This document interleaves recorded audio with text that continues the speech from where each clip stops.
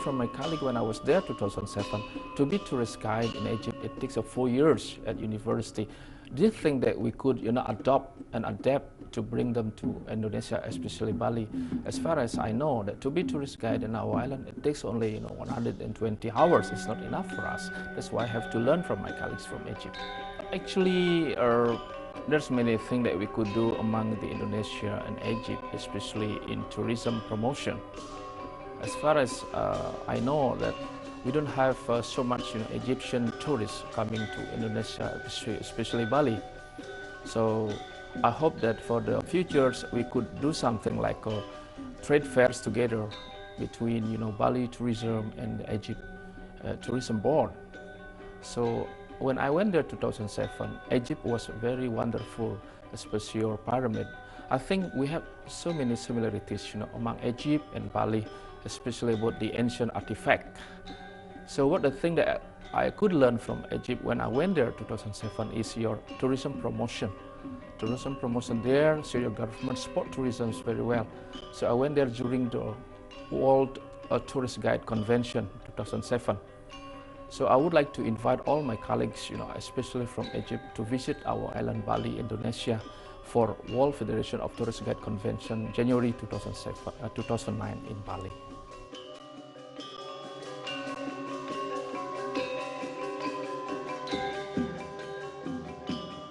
Joining Peace in Focus is His Excellency Mr. Hassan Wirajuda, Minister of Foreign Affairs of the Republic of Indonesia.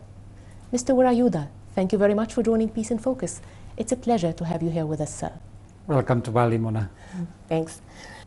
People-to-people contact between Egypt and Indonesia has been maintained mainly through Al-Azhar al-Sharif, and even long before establishing diplomatic ties between the two countries back in 1947. Your Excellency, you were the ambassador of Indonesia to Egypt between 1997 and 1998. How would you rate relations between the two countries today? Well, our relations are excellent. We have strong foundations in our bilateral relations. You mentioned that our people-to-people contact has been established long way even before Indonesia's independence, and as a result, Egypt was strongly supported Indonesian independent cause, and Egypt was among the first countries to support and recognize Indonesia. So Egypt's place rightly in the history of Indonesia, and we Indonesian people remember very well what Egypt has done to Indonesia. This provide strong foundations. Until today, we have many Indonesian students studying at the famous Egyptian institutions, Al-Azhar University. We now have around 5,300 Indonesian students. I wish that the process of people-to-people contacts be symmetrical. I wish to see also more Egyptians come and visit Indonesia, because I strongly believe that we cannot take for granted that when our previous generations know each other better, that it will automatically apply to the current generation. In other words, we have to carefully nurture, and for that matter, people-to-people contacts both ways. Of course, Indonesian students come to Egypt, but I wish that also more Egyptians come to Indonesia.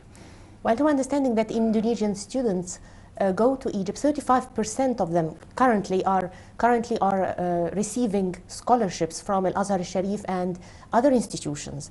Would Indonesia be also offering scholarships to Egyptians? Well, we do offer various scholarships or assistance to students from different countries, including from Egypt. So I do appreciate the fact that number of Egyptian students took benefits from the offer of scholarships for them to study at various Indonesian universities.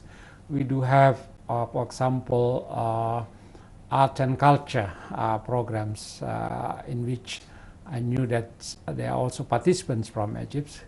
We offer programs for trainings of diplomats, and I know that in the past few years Egyptians diplomats have participated. I wish that the kind of exchange could be increased. Yes. Now, before being an ambassador to Egypt, I was informed that you visited Egypt maybe several times. Was that on a diplomatic mission also?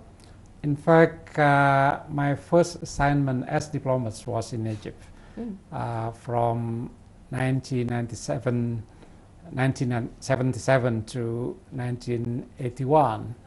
I arrived in Cairo for that first assignment on the 12th of November 1977, 7 days before President Sadat went to Jerusalem. And I went home, sadly, 1 month after President Sadat was assassinated. So I enjoyed my stay there. It was, I followed the Camp David negotiation process, and this has contributed, of course, to my career, in the sense that from that experience, I realized that making peace is not an easy process. So when I facilitated peace talks between the government of the Philippines and the Moro National Liberation Front from 1993 to 1996, leading to final peace agreements, the background, my exposure to the Camp David peace process very much influenced me in the way I chaired the meetings. I facilitated the peace talks.